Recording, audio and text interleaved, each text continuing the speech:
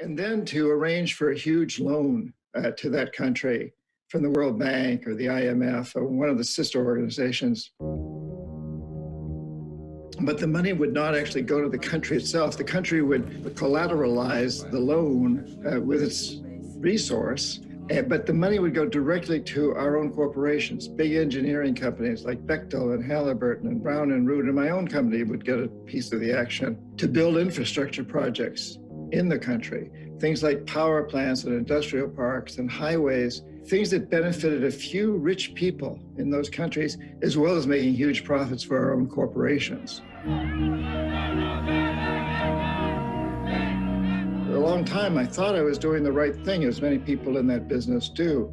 But over time, I began to see that those statistics, GDP, gross domestic product, and other statistics are very skewed to the rich. And so the rich were getting rich, but the poor were getting poorer because money was being diverted from health care, education, and other social services, and just basic foods and supplies to pay off the loans. I should mention one other thing, that the presidents of these countries knew that if they accepted the loans, they were putting their countries deep into debt, but they were going to get wealthy off this. Their families were going to benefit because they owned the businesses, they owned the industries, they owned the things that were helped by electricity and so forth.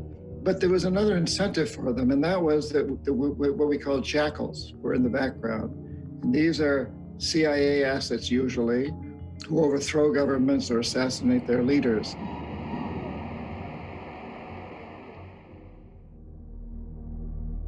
John Perkins is not the only one that spoke about this. Many others say that developing countries which are in heavy debt may go through coups and assassinations as a result of not wanting to play by these rules.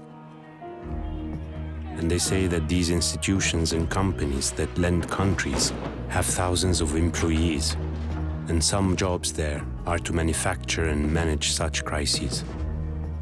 I reached Vincent Bevins, author of The Jakarta Method, a book which discusses the American intervention and collusion during the mass killings of Indonesians by their government in the 60s. I am sure he has something to say about this. Hi, Vincent. Are there figures like economic hitmen, really? Ones that force abusive contracts on nations and countries? What I can say is that in the second half of the 20th century, it was absolutely true that a lot of countries in the global south, countries that used to be part of something called the Third World Movement, ended up saddled with a lot of debt, which became unsustainable. And the fact that they were saddled with debt and the fact that the debt became unsustainable has a lot to do with institutions and actors based in the global north. So are these institutions and actors from the north economic hitmen? Who is benefiting from this? There were a lot of people that did benefit from these crises, whether or not they were financial actors or key players in international banks. I think what's important is that it absolutely happened and it benefited a small group of rich people in the global north. And do you think that these practices are still in place today? It's now fairly well recognized that the prescriptions the IMF was going around the world and handing out to indebted and poor countries were often very destructive. The IMF has even gone back on a lot of what it said in the past was the right medicine for a country that, quote unquote, had problems, even if those problems might have been generated by the system itself. But at the time, nobody was questioning this. And the fact that the IMF 20, 30 years later says, oops, we actually might have ruined half the world's countries doesn't change the fact that we're still on the path today that was created by those actions generations ago. From an economic perspective, and even capitalistic one, wouldn't you say that keeping everybody healthy with good purchase power to engage in the global economy is better for the whole world than crippling them by loans that they cannot repay?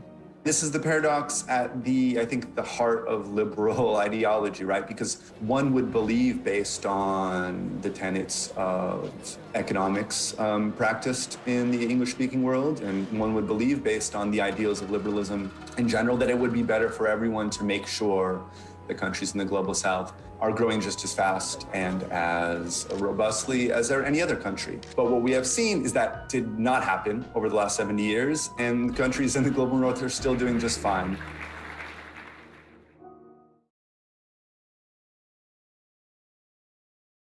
Yes. I'm interested to know your views, Alex, because I mean those two videos of the confession of the economic hitman basically clearly suggest that I think we are going through another financial crisis in the future, and then near future, and then you mentioned about Christian Lagarde, who wants to change the whole cash into non-cash because of the control system. Yeah. So I'm just interested to hear your views about the near future, about the phenomenon of de-dollarization with the block of BRICS, and then the whole trades that more and more are conducted without using dollar, to basically get away from the control of the dollar and the US. Very, very interesting. As we speak today, Egypt, Russia, UAE, Laos, India, Brazil, China, Kazakhstan, Malaysia, Brunei, France, South Africa, Saudi, Kenya, Vietnam, Thailand, Singapore, Philippines, Myanmar, Indonesia, Cambodia, Venezuela, Argentina, Cuba, Sri Lanka, Mongolia, etc., Turkey, Zimbabwe.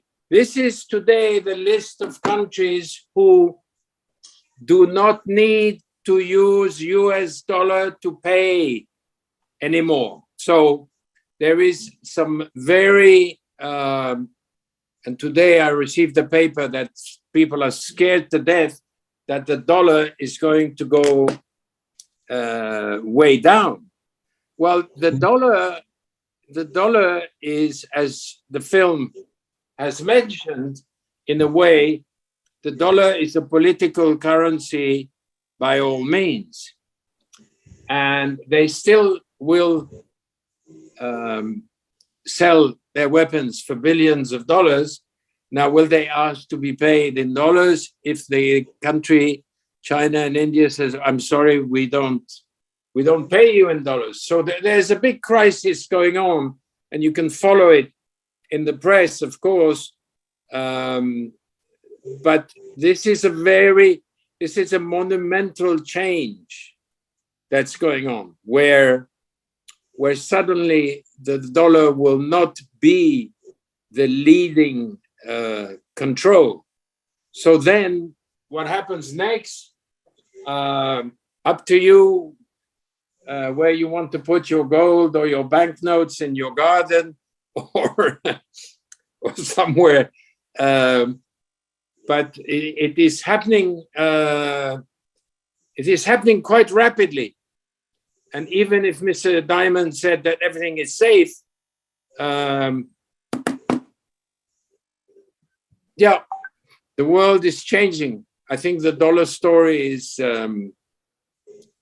going to change the world very, very quickly. Yes, I will never pay by dollar anymore because I don't have one.